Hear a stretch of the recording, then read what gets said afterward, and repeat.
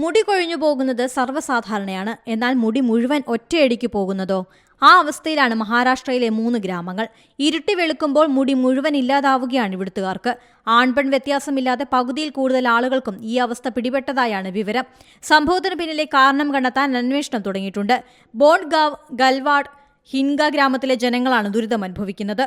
10-12 വയസ്സായവരുടേതുൾപ്പെടെ മുടി പൊഴിയുന്നത് ഒരു ലക്ഷണവുമില്ലാതെയാണ്.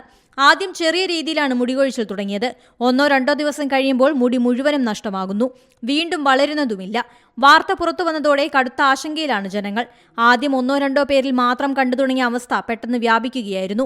മുടികൊഴിച്ചിൽ കൂടുതൽ പേരിൽ കണ്ടെത്തിയതോടെ ആരോഗ്യവകുപ്പ് അന്വേഷണം തുടങ്ങി. എന്താണ് കാരണമെന്ന് ഇപ്പോഴും വ്യക്തമല്ല.